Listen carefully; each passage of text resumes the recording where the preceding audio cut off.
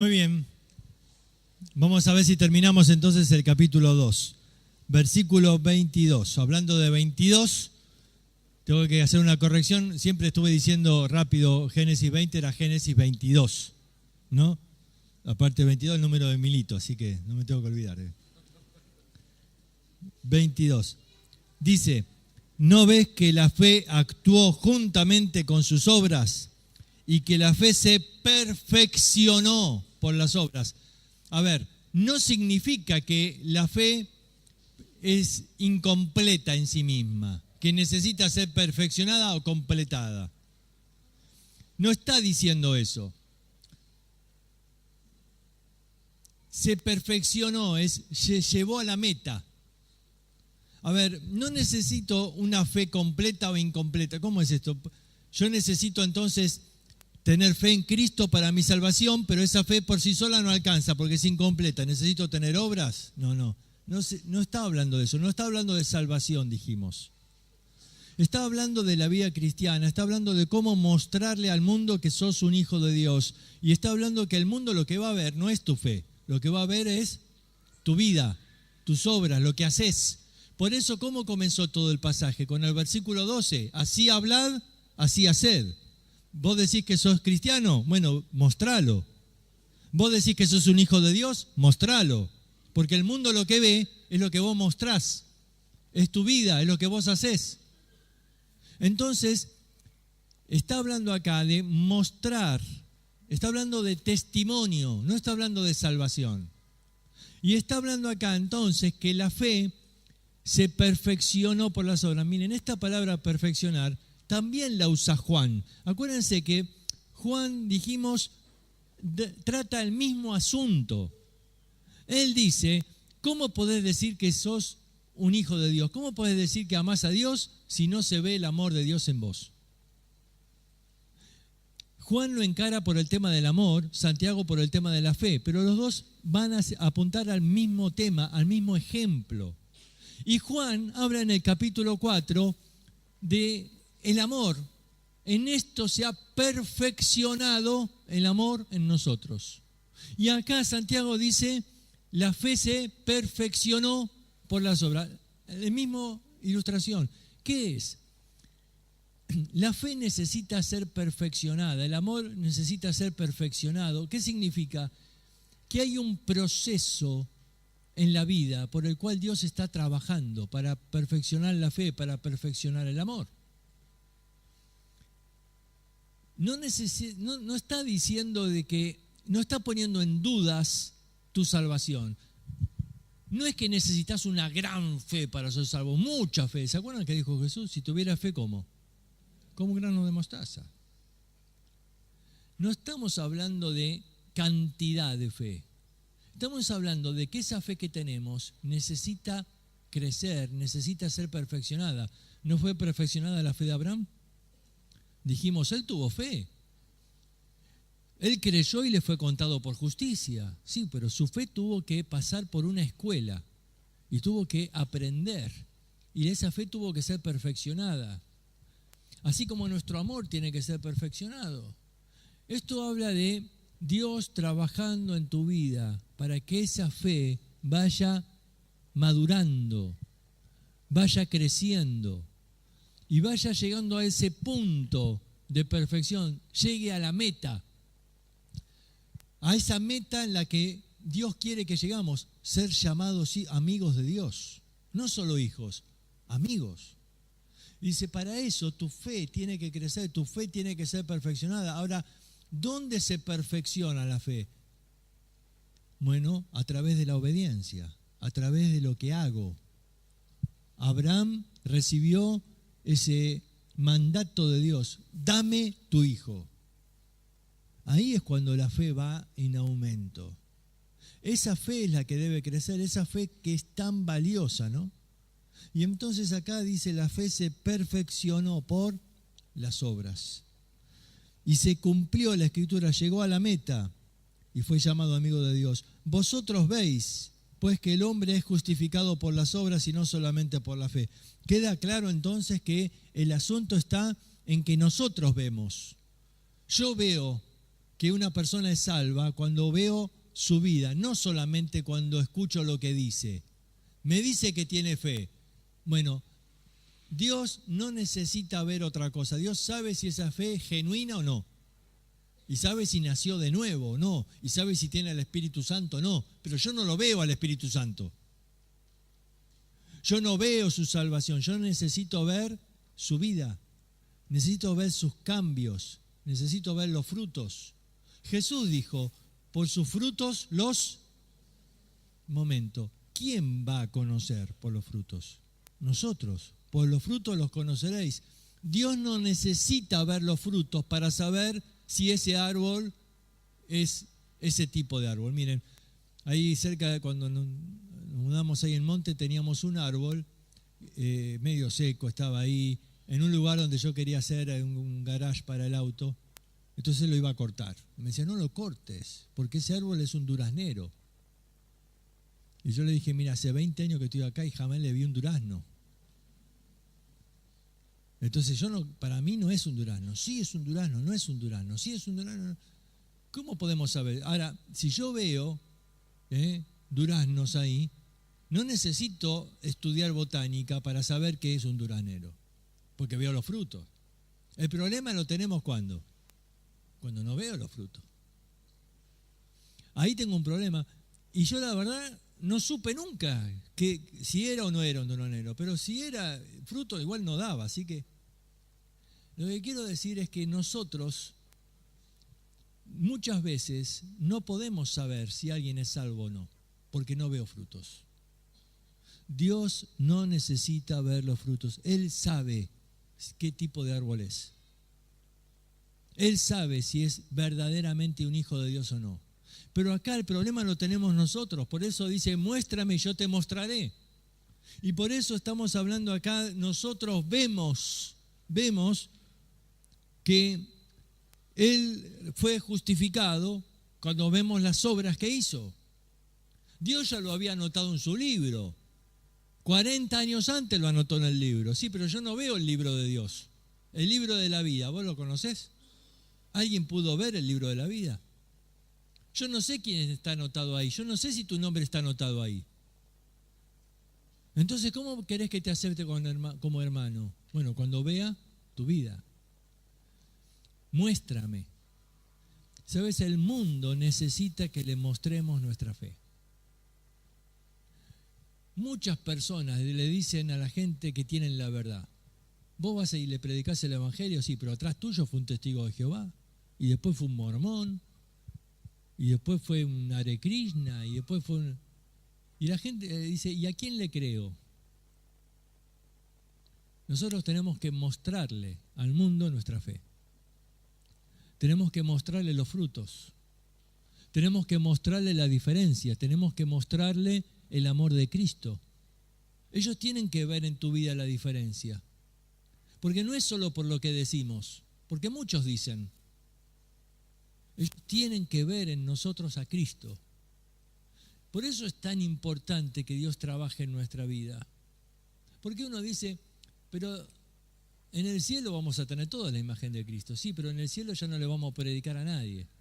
Porque todo lo que estemos en el cielo ya vamos a ser todos salvos. Pero el Señor tiene que trabajar en tu vida para mostrar a Cristo ahora, acá.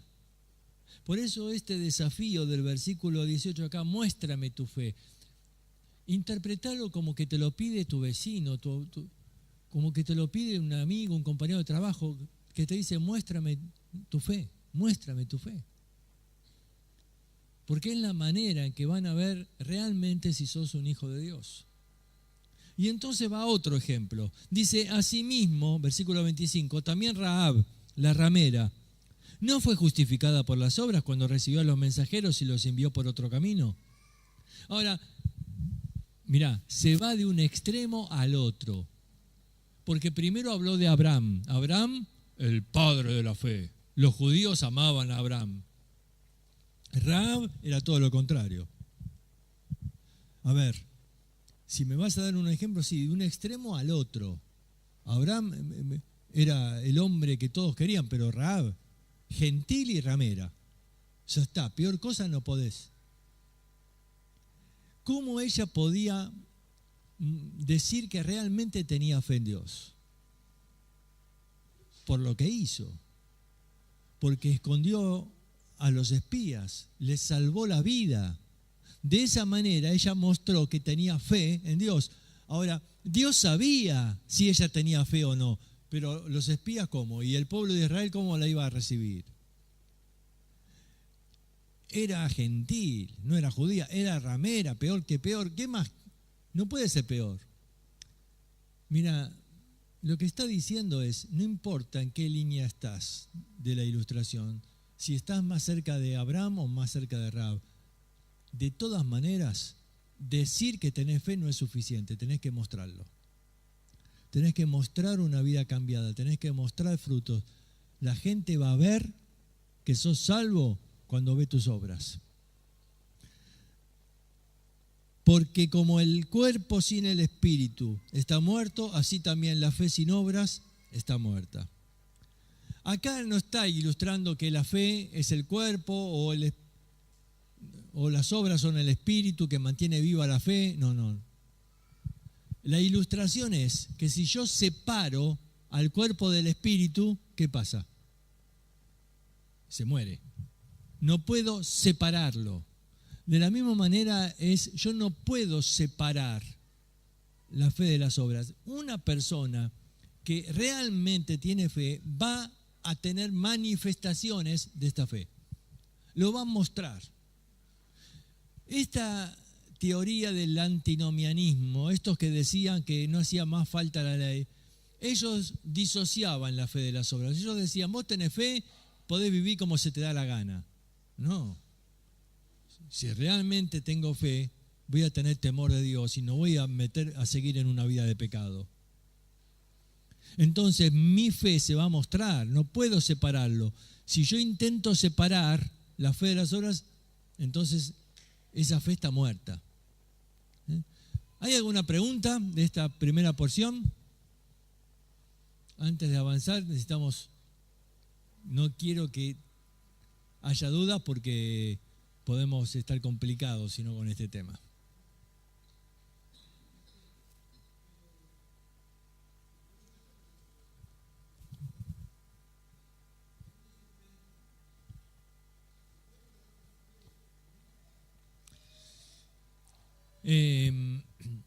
A ver, la fe puede tener tiempos de crisis, pero perder la fe completamente no. La fe no puede desaparecer. Si alguien niega a Cristo, dice la Escritura, nunca fue de él.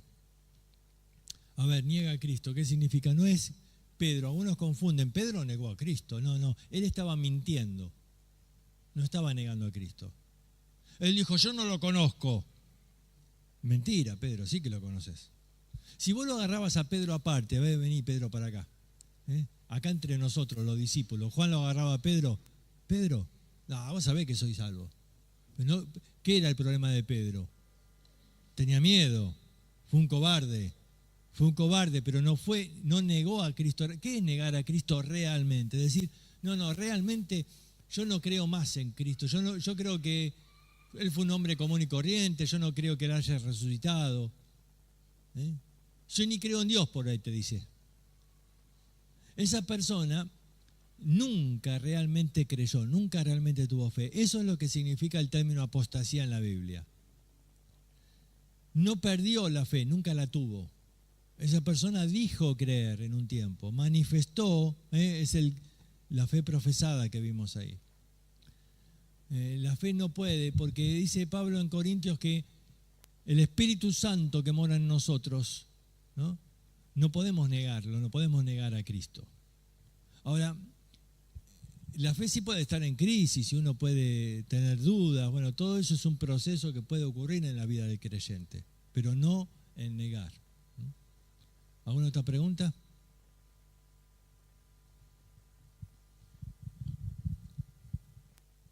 Muy bien. Es muy importante entonces que quede claro, si tenés dudas después puedes acercarte, podemos charlarlo, porque es muy importante entender el concepto que Santiago transmite en este pasaje, un pasaje muy importante. y muy lleno de lecciones para nosotros como hijos de Dios. A veces por no querer entrar en problemas no se predica mucho de este pasaje. Y es muy importante porque sí nos llama a tener una vida que demuestre nuestra fe en Cristo. Pero tenemos que aclarar entonces, no es un pasaje que Santiago hable de cómo alcanzar la salvación. Pablo habló de eso en Romanos. Acá Santiago lo que está hablando es, muéstrame esa fe. Muy bien, capítulo 3. Hermanos míos, no os hagáis maestros muchos de vosotros, sabiendo que recibiremos mayor condenación, porque todos ofendemos muchas veces. Si alguno no ofende en palabra, este es varón perfecto, capaz también de refrenar todo el cuerpo. En el capítulo 3, si yo pregunto, ¿cuál es el tema? La lengua. Sale así solo la lengua. Pero en realidad, la lengua no es el tema. La lengua es el ejemplo. ¿Cómo? Fíjate que dice el versículo 1. Hermanos míos, no os hagáis maestros muchos de vosotros. Ese es el tema. Muchos estaban haciendo maestros a sí mismos. Se estaban promoviendo a sí mismos como maestros. ¿Se acuerdan que dijimos ayer que cuando fueron expulsados, los apóstoles no fueron con ellos? Ellos estaban sin liderazgo. Estaban sin personas que a cargo de la congregación. Entonces, había algunos que quizás tenían más preparación. Había algunos que se sentían que podían ser líderes del grupo y se proponían a sí mismos como maestros. Acuérdense que en aquella época ser un rabí era algo de mucho honor. Y entonces veían su oportunidad. Yo puedo ser maestro. Quizás, ¿cuánto habrán envidiado a los rabí? Y ahora tengo yo la oportunidad de ser uno. Yo conozco el Antiguo Testamento, yo puedo enseñar. Y muchos estaban haciendo maestros a sí mismos. Y eso estaba generando un conflicto.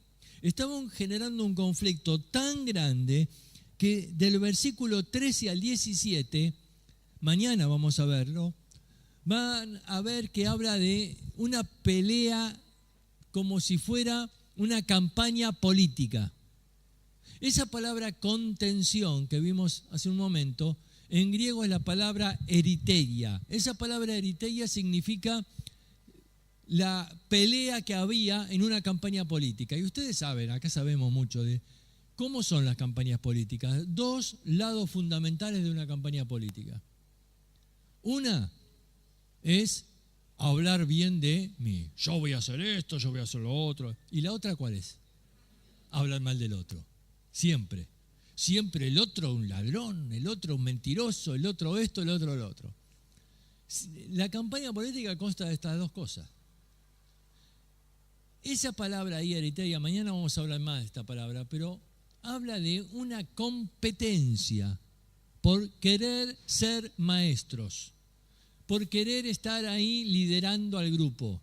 Acuérdense que Pablo decía, los maestros sean tenidos por doble honor, es decir, era algo muy prestigioso. Ellos veían una oportunidad, decía, se estaban peleando, estaban haciendo una campaña política y hablaban bien, se promovían a sí mismos y hablaban mal del otro. Por eso van a ver en el capítulo 4 cómo habla de murmuraciones y habla de acusaciones de unos contra otros. Entonces, dice, no os hagáis maestros muchos de vosotros, sabiendo que recibiremos mayor condenación. Estoy totalmente en contra de que se traduzca esta palabra acá, condenación. Porque si fuera condenación, ya mismo largo el micrófono, me voy y no sigo enseñando más. No es que los maestros van a tener mayor condenación. La palabra ahí es, vamos a tener un juicio más severo. Dice, no os hagáis maestros muchos de vosotros, sabiendo que tendrás un juicio más severo. No es condenación, por supuesto, ya no hay condenación para los que están en Cristo Jesús. No hay condenación. Pero sí, el juicio. Todos vamos a tener un juicio. En el tribunal de Cristo vamos a estar en un juicio. No es un juicio para determinar la salvación. Si estás en el tribunal de Cristo es porque sos salvo. Es un juicio para determinar el galardón, la recompensa. Pero dice que el juicio de los maestros va a ser más severo. ¿Por qué razón? Cuando uno más sabe, más responsable. Esa es una. A mayor conocimiento, mayor responsabilidad. Y otra cosa, ¿qué más? Por la influencia sobre las otras personas.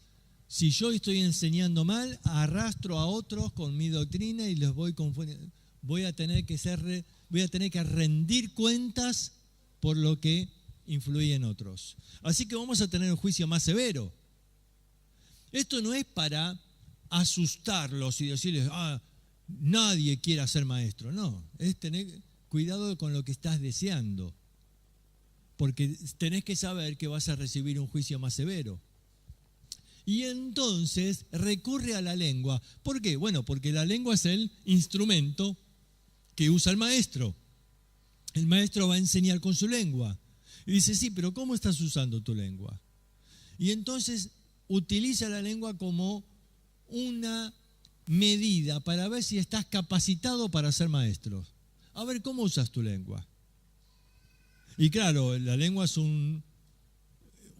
una buena evaluación para ver si estamos capaces de ser maestros. ¿Por qué? Porque es algo que todos nos equivocamos y muchas veces. Eso es lo que dice el versículo 2. Dice, todos ofendemos y muchas veces. Yo subrayaría ahí la palabra todos y muchas. Todos. Mira, hay algunos creyentes que son un poco susceptibles. Y dicen, no, me ofendieron. Yo lo siento que alguien te haya ofendido, pero date cuenta que vos también ofendés. Todos ofendemos, dice. Y no alguna vez o de vez en cuando, muchas veces. Así que si te vas a estar ahí sintiéndote mal o tan apenado, tan triste porque alguien te ofendió, te vas a pasar la vida cristiana así entristecido. Aprendé a perdonar como Cristo nos perdonó y seguí adelante, pero no tomes la ofensa como algo tan grave. Ahora, dice acá, todos ofendemos muchas veces. Si alguno no ofende en palabra, este es varón perfecto. La palabra ofender significa hacer tropezar. Si alguno no hace tropezar con sus palabras, ese es un varón maduro, es la palabra perfecto, maduro. Y entonces es capaz también de refrenar todo el cuerpo. ¿Por qué? Porque la lengua es lo más difícil de controlar. Decimos tantas cosas a veces que pueden hacer tropezar a otros. Entonces dice, nosotros ponemos freno en la boca de los caballos para que nos obedezcan y dirigimos así todo su cuerpo. Mirá también las naves, aunque tan grandes, llevadas por impetuosos vientos. Son gobernadas por un muy pequeño timón por donde el que las gobierna quiere. Santiago va a dar 3 tipos de ejemplo. El primer tipo de ejemplo es la lengua es un poder que controla. Y da 2 ejemplos acá, el del caballo y el del barco. El caballo tan fuerte y es controlado por un freno, algo pequeño. Y la nave tan grande y es controlada por un timón, algo pequeño. Ahora, lo que no dice en este ejemplo, pero está implícito, ¿qué es? El freno no se maneja solo. ¿Qué necesita el caballo? Un jinete. Y el timón del barco no se maneja solo. No existía el piloto automático. ¿Qué necesita? El capitán del barco, que le maneje ahí el timón. Lo que está hablando acá es necesitas a alguien que maneje ese timón, ese freno. Es el Espíritu Santo el que debe controlar la vida. De él viene el poder. Hay una frase que él va a repetir acá. Y va a decir, fíjate, en el versículo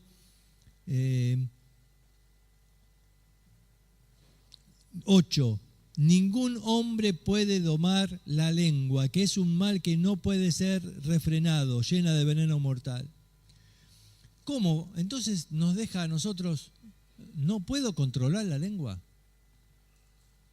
Ninguno dice es capaz, ninguno tiene, en el griego la palabra ahí es, tiene el poder. Tiene el poder.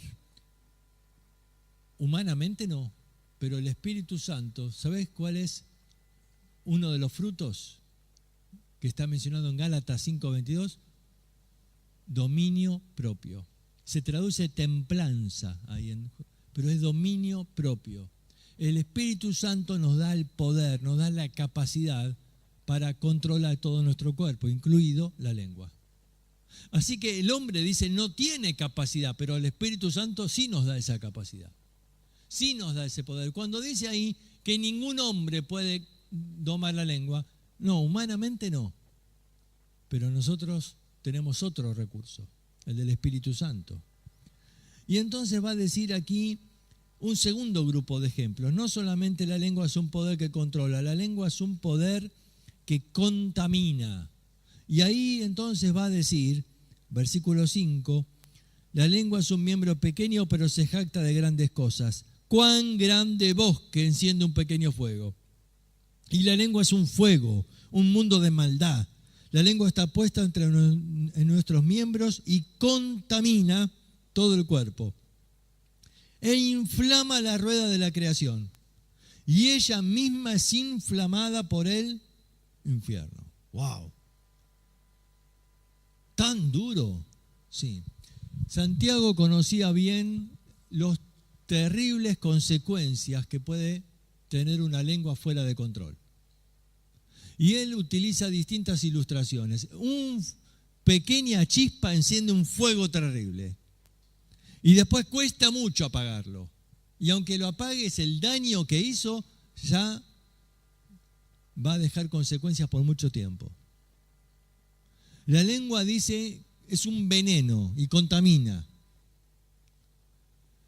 ¿Saben? Tenemos que tomar dimensión del daño que pueden hacer las palabras. Tenemos que darnos cuenta que nuestra lengua puede ser un instrumento que en manos de Dios puede ser precioso para dar vida, pero que en manos del diablo puede ser terrible. Por eso termina diciendo inflamada por el infierno. ¿Qué término, no? Inflamada. ¿De qué es lo que inflama tu lengua? ¿Viste? Un fuego, si vos le tirás nafta, ¿viste? Es inflamable, ¿no? ¿Qué es lo que impulsa tu lengua? ¿El cielo o el infierno? ¿De dónde viene? ¿De dónde viene la pasión para que hables? Cuando uno murmura y habla mal de otros, Satanás es el que está inflamando la lengua. Él es el que está utilizando la lengua para causar división, conflictos, problemas. Nuestra lengua tiene que ser inflamada por el cielo, no por el infierno. ¿Te acordás que en en Números capítulo 12, María y Aarón murmuran de Moisés a causa de la mujer, dice Cusita, que había tomado. Y Dios entonces los llama aparte a María, Aarón y Moisés. Y luego les pregunta a María y a Aarón, ¿no tuvisteis temor de hablar contra mi siervo Moisés? Ahí está la pregunta. ¿No tuvisteis temor de hablar? Nosotros hablamos muchas veces, ¿sabes por qué? Porque es gratis. Porque todavía no se cobró un impuesto para hablar. El día que se cobre un impuesto para hablar, por ahí alguno va a frenar un poco. Pero a veces hablamos y no tenemos temor de lo que pueden producir nuestras palabras. No tomamos conciencia del daño que pueden hacer las palabras. A veces hablamos y quizás no quiero hacer daño. Yo no sé si María quería hacerle daño a Moisés. Quizás ella pensó, realmente a Moisés está haciendo de mal ejemplo. ¿Cómo se va a tomar a una mujer cusita? Ahora todos en el pueblo de Israel van a elegir mujeres de otro pueblo. Quizás ella estaba muy convencida de que lo que decía era justo y razonable. Ese no era el problema.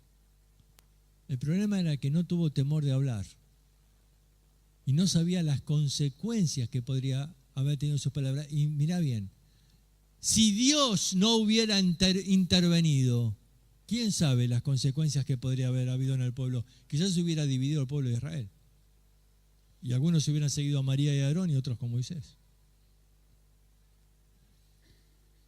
Uno a veces no toma conciencia del daño que pueden producir las palabras, pero sin duda alguna las palabras pueden ser usadas por el enemigo. Todo pecado tiene consecuencias, todos. Pero yo he visto más iglesias destruidas por la lengua que por ningún otro pecado. Hay pecados de inmoralidad y son terribles y dejan consecuencias y daños en hogares tremendos. Pero en realidad he visto más iglesias destruidas por el pecado de la murmuración que del adulterio.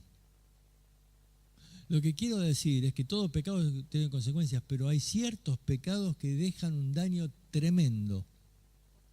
Y aquí habla de este término, ¿no? No sabés que ella puede ser inflamado por el infierno y entonces esto me hace tener temor.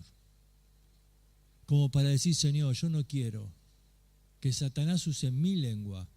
Mira, Mateo 16 tiene 2 versículos que están separados, creo que por 4 o 5 versículos.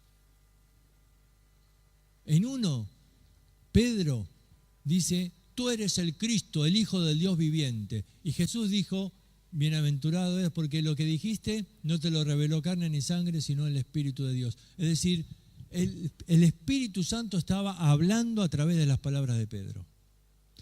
Pasan unos versículos después y Pedro le dice a Jesús, nunca tal te acontezca. ¿Y qué le dice Jesús? Apártate de mí, Satanás, me eres tropiezo. ¿Quién estaba hablando ahora por la boca de Pedro? Satanás. ¿Cómo puede ser que en un momento el Espíritu Santo hablaba por Pedro y un momento después Satanás hable por Pedro? Eso es lo que Santiago va a decir acá en la última parte. Dice versículo 9, con ella bendecimos al Dios y Padre y con ella maldecimos a los hombres que están hechos semejanza de Dios.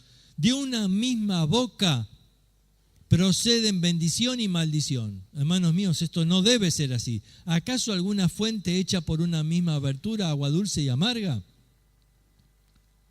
Hermanos míos, ¿puede acaso la higuera producir aceitunas o la vid higos? Así también ninguna fuente puede dar agua salada y dulce. Un poder que debe ser consagrado. Es lo tercero.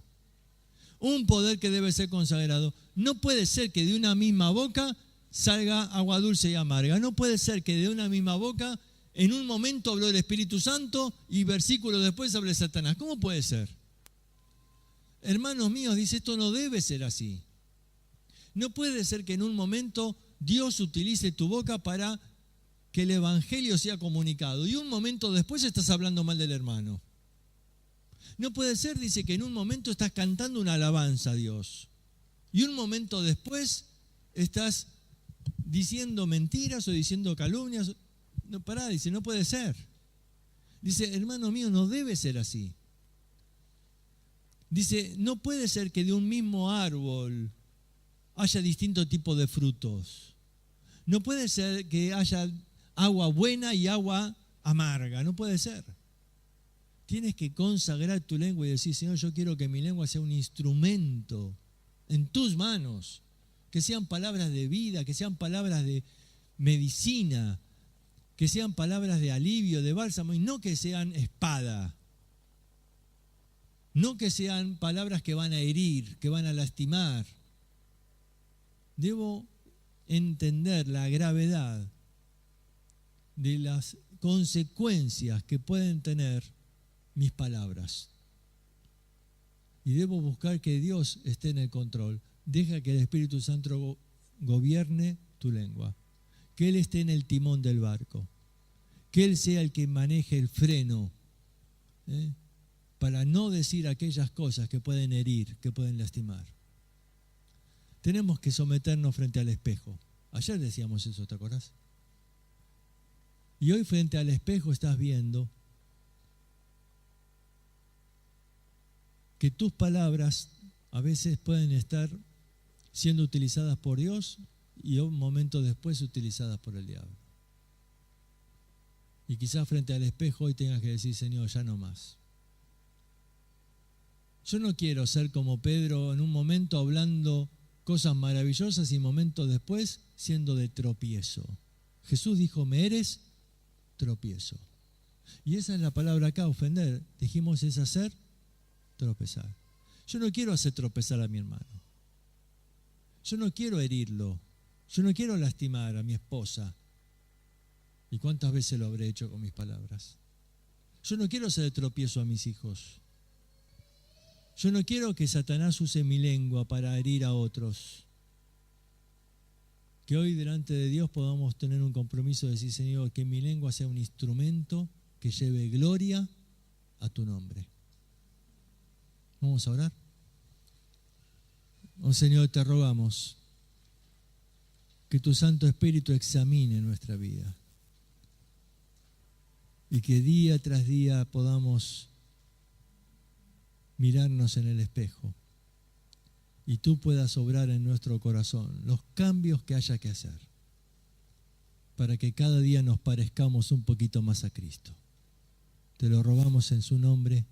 Lo que hizo ya va a dejar consecuencias por mucho tiempo. La lengua, dice, es un veneno y contamina. ¿Saben? Tenemos que tomar dimensión del daño que pueden hacer las palabras. Tenemos que darnos cuenta que nuestra lengua puede ser un instrumento que en manos de Dios puede ser precioso para dar vida, pero que en manos del diablo puede ser terrible. Por eso termina diciendo, inflamada por el infierno. ¿Qué término, no? Inflamada. ¿De qué es lo que inflama tu lengua? ¿Viste? Un fuego, si vos le tirás nafta, ¿viste? Es inflamable, ¿no? ¿Qué es lo que impulsa tu lengua? ¿El cielo o el infierno? ¿De dónde viene? ¿De dónde viene la pasión para que hables? Cuando uno murmura y habla mal de otros, Satanás es el que está inflamando la lengua. Él es el que está utilizando la lengua para causar división, conflictos, problemas. Nuestra lengua tiene que ser inflamada por el cielo, no por el infierno. ¿Te acordás que en en Números capítulo 12, María y Aarón murmuran de Moisés a causa de la mujer, dice Cusita, que había tomado. Y Dios entonces los llama aparte a María, Aarón y Moisés. Y luego les pregunta a María y a Aarón, ¿no tuvisteis temor de hablar contra mi siervo Moisés? Ahí está la pregunta. ¿No tuviste temor de hablar? Nosotros hablamos muchas veces, ¿sabes por qué? Porque es gratis. Porque todavía no se cobró un impuesto para hablar. El día que se cobre un impuesto para hablar, por ahí alguno va a frenar un poco. Pero a veces hablamos y no tenemos temor de lo que pueden producir nuestras palabras. No tomamos conciencia del daño que pueden hacer las palabras. A veces hablamos y quizás no quiero hacer daño. Yo no sé si María quería hacerle daño a Moisés. Quizás ella pensó, realmente a Moisés está haciendo de mal ejemplo. ¿Cómo se va a tomar a una mujer cusita? Ahora todos en el pueblo de Israel van a elegir mujeres de otro pueblo. Quizás estaban generando un conflicto tan grande que del versículo 13 al 17, mañana vamos a verlo, van a ver que habla de una pelea como si fuera una campaña política. Esa palabra contención que vimos hace un momento, en griego es la palabra eriteia. Esa palabra eriteia significa la pelea que había en una campaña política. Y ustedes saben, acá sabemos mucho de cómo son las campañas políticas. Dos lados fundamentales de una campaña política. Una es hablar bien de mí. Yo voy a hacer esto, yo voy a hacer lo otro. ¿Y la otra cuál es? Hablar mal del otro. Siempre. Siempre el otro un ladrón, el otro un mentiroso, el otro esto, el otro lo otro. La campaña política consta de estas dos cosas. Esa palabra ahí, Eritrea, mañana vamos a hablar más de esta palabra, pero habla de una competencia por querer ser maestros, por querer estar ahí liderando al grupo. Acuérdense que Pablo decía, los maestros sean tenidos por doble honor, es decir, era algo muy prestigioso. Ellos veían una oportunidad, decían, se estaban peleando, estaban haciendo una campaña política y hablaban bien, se promovían a sí mismos y hablaban mal del otro. Por eso van a ver en el capítulo 4 como habla de murmuraciones y habla de acusaciones de unos contra otros. Entonces, dice, no os hagáis maestros muchos de vosotros, sabiendo que recibiremos mayor condenación. Estoy totalmente en contra de que se traduzca esta palabra acá, condenación. Porque si fuera condenación, ya mismo largo el micrófono, me voy y no sigo enseñando más. No es que los maestros van a tener mayor condenación. La palabra ahí es, vamos a tener un juicio más severo. Dice, no os hagáis maestros muchos de vosotros, sabiendo que tendrás un juicio más severo. No es condenación, por supuesto, ya no hay condenación para los que están en Cristo Jesús. No hay condenación. Pero sí, el juicio. Todos vamos a tener un juicio. En el tribunal de Cristo vamos a estar en un juicio. No es un juicio para determinar la salvación. Si estás en el tribunal de Cristo es porque sos salvo. Es un juicio para determinar el galardón, la recompensa. Pero dice que el juicio de los maestros va a ser más severo. ¿Por qué razón? Cuando uno más sabe, más responsable. Esa es una. A mayor conocimiento, mayor responsabilidad. Y otra cosa, ¿qué más? Ese no era el problema. El problema era que no tuvo temor de hablar. Y no sabía las consecuencias que podría haber tenido sus palabras. Y mirá bien, si Dios no hubiera intervenido, ¿quién sabe las consecuencias que podría haber habido en el pueblo? Quizás se hubiera dividido el pueblo de Israel. Y algunos hubieran seguido a María y a Aarón y otros con Moisés. Uno a veces no toma conciencia del daño que pueden producir las palabras, pero sin duda alguna las palabras pueden ser usadas por el enemigo. Todo pecado tiene consecuencias, todos. Pero yo he visto más iglesias destruidas por la lengua que por ningún otro pecado. Hay pecados de inmoralidad y son terribles y dejan consecuencias y daños en hogares tremendos. Pero en realidad he visto más iglesias destruidas por el pecado de la murmuración que del adulterio. Lo que quiero decir es que todo pecado tiene consecuencias, pero hay ciertos pecados que dejan un daño tremendo. Y aquí habla de este término, ¿no? No sabés que ella puede ser inflamado por el infierno y entonces esto me hace tener temor. Como para decir, Señor, yo no quiero que Satanás use mi lengua.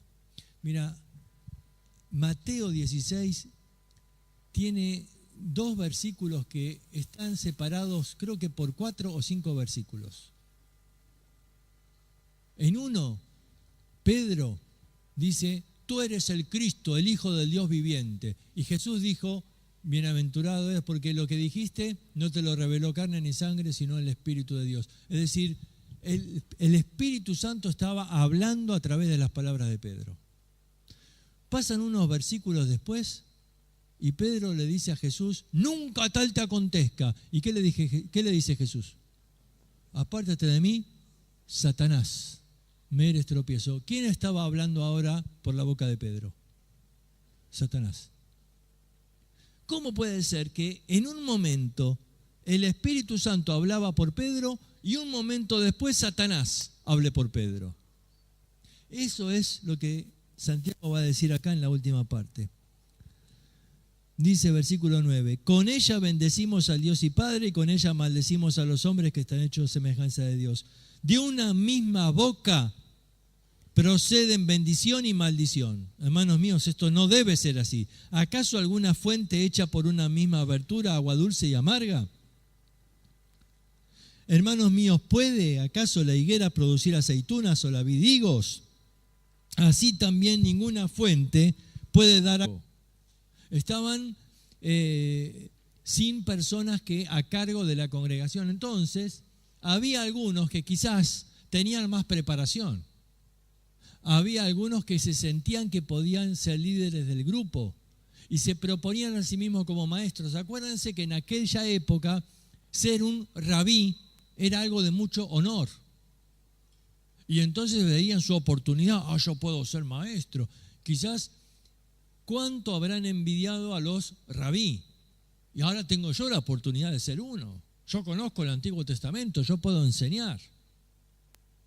Y muchos estaban haciendo maestros a sí mismos. Y eso estaba generando un conflicto.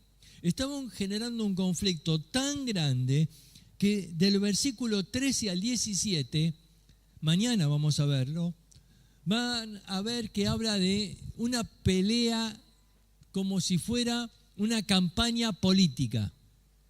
Esa palabra contención que vimos hace un momento, en griego es la palabra eriteia. Esa palabra eriteia significa la pelea que había en una campaña política. Y ustedes saben, acá sabemos mucho de cómo son las campañas políticas. Dos lados fundamentales de una campaña política. Una es hablar bien de mí. Yo voy a hacer esto, yo voy a hacer lo otro. ¿Y la otra cuál es? Hablar mal del otro. Siempre. Siempre el otro un ladrón, el otro un mentiroso, el otro esto, el otro lo otro.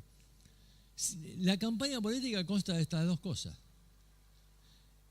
Esa palabra ahí, eriteia, mañana vamos a hablar más de esta palabra, pero habla de una competencia por querer ser maestros, por querer estar ahí liderando al grupo.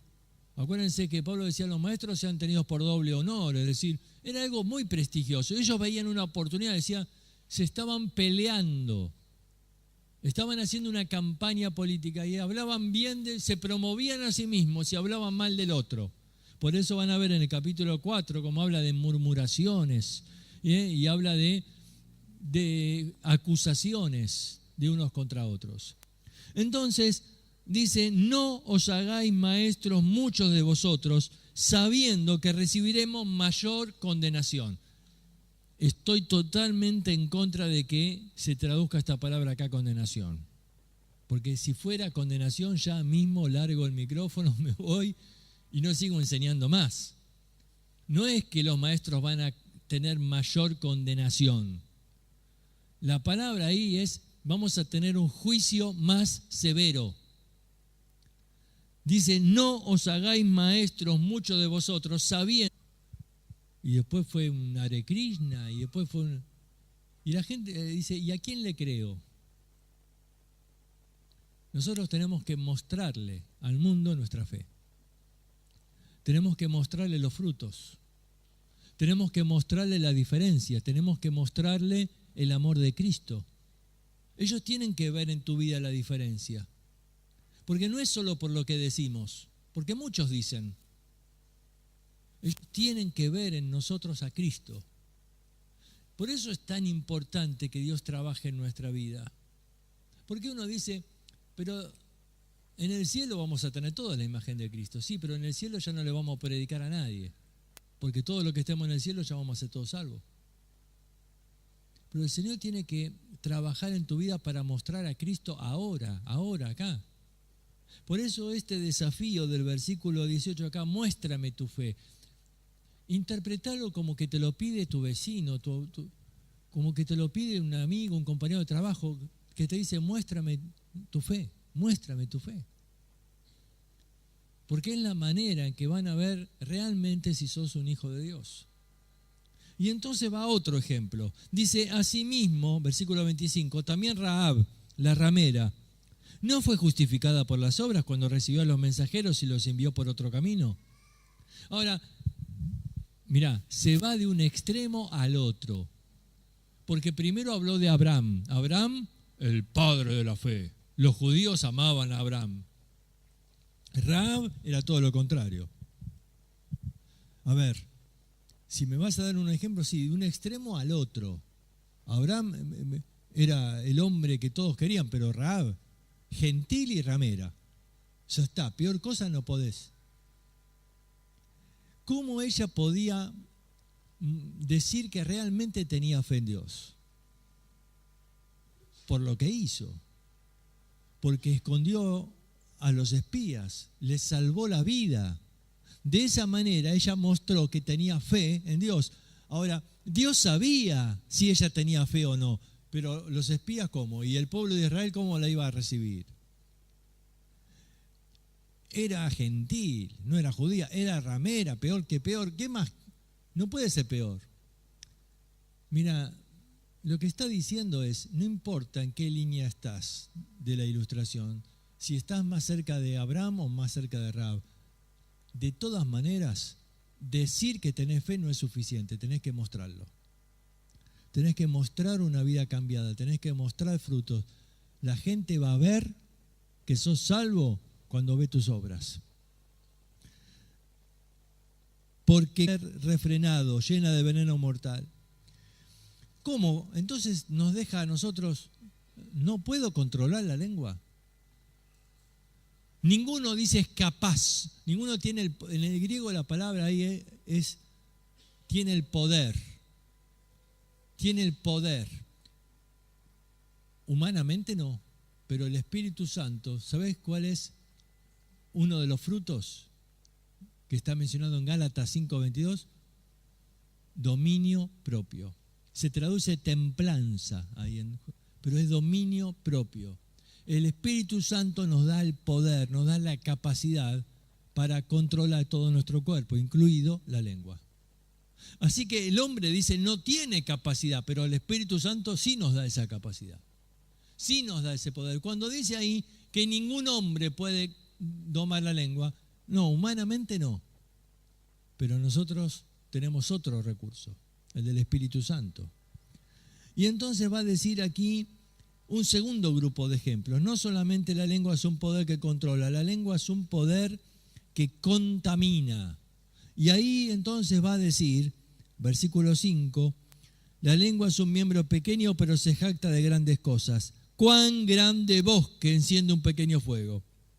Y la lengua es un fuego, un mundo de maldad. La lengua está puesta en nuestros miembros y contamina todo el cuerpo. E inflama la rueda de la creación. Y ella misma es inflamada por el infierno. ¡Wow!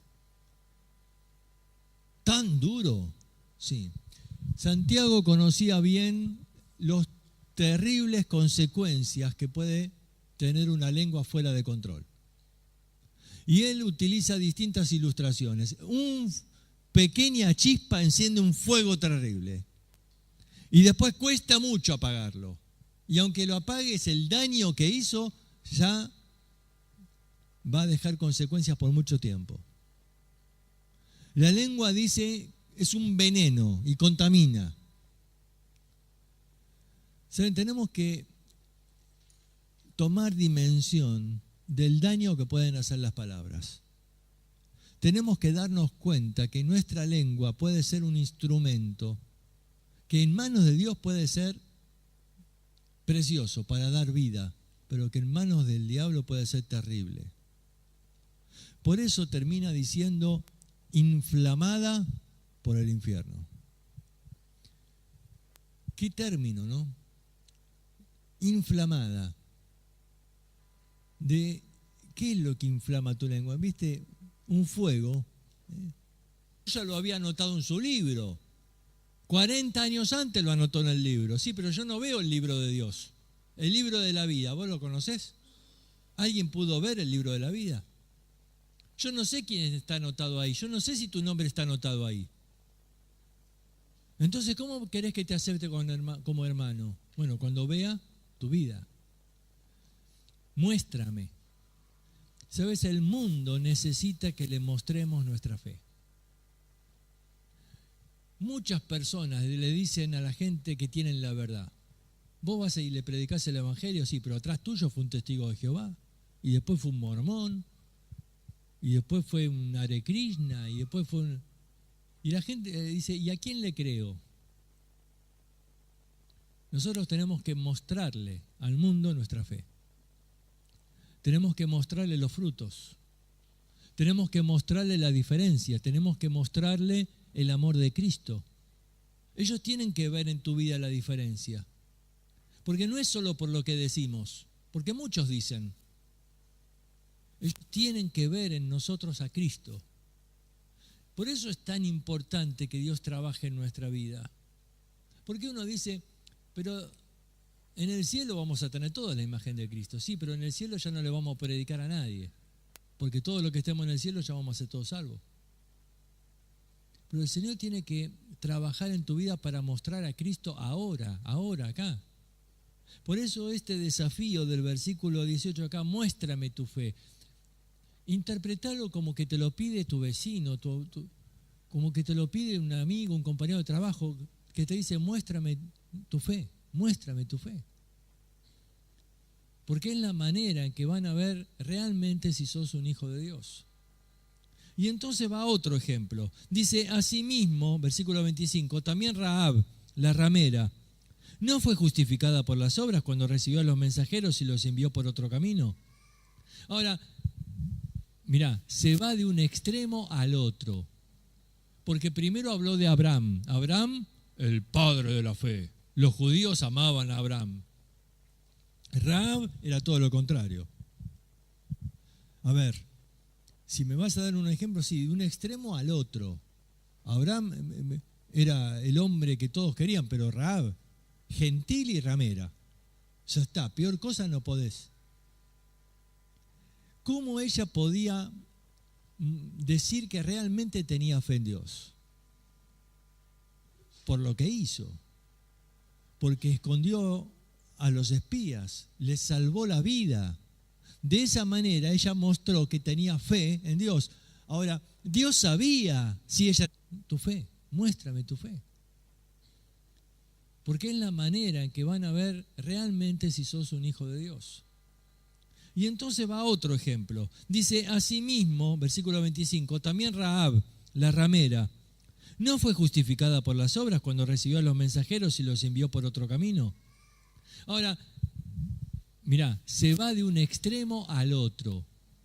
Porque primero habló de Abraham. Abraham, el padre de la fe. Los judíos amaban a Abraham. Rahab era todo lo contrario. A ver, si me vas a dar un ejemplo, sí, de un extremo al otro. Abraham era el hombre que todos querían, pero Rahab, gentil y ramera. Ya está, peor cosa no podés. ¿Cómo ella podía decir que realmente tenía fe en Dios? Por lo que hizo. Porque escondió a los espías, les salvó la vida. De esa manera ella mostró que tenía fe en Dios. Ahora, Dios sabía si ella tenía fe o no, pero los espías ¿cómo? ¿Y el pueblo de Israel cómo la iba a recibir? Era gentil, no era judía, era ramera, peor que peor. ¿Qué más? No puede ser peor. Mira, lo que está diciendo es, no importa en qué línea estás de la ilustración, si estás más cerca de Abraham o más cerca de Rahab, de todas maneras, decir que tenés fe no es suficiente, tenés que mostrarlo. Tenés que mostrar una vida cambiada, tenés que mostrar frutos. La gente va a ver que sos salvo cuando ve tus obras. Porque como el cuerpo sin el espíritu está muerto, así también la fe sin obras está muerta. Acá no está ilustrando que la fe es el cuerpo o las obras son el espíritu que mantiene viva la fe. No. La ilustración es que si yo separo al cuerpo del espíritu, ¿qué pasa? Se muere. No puedo separarlo. De la misma manera yo no puedo separar la fe de las obras. Una persona que realmente tiene fe va a tener manifestaciones de esta fe. Lo va a mostrar. Esta teoría del antinomianismo, estos que decían que no hacía más falta la ley, ellos disociaban la fe de las obras. Ellos decían, vos tenés fe, podés vivir como se te da la gana. No. Si realmente tengo fe, voy a tener temor de Dios y no voy a seguir en una vida de pecado. Entonces mi fe se va a mostrar, no puedo separarlo.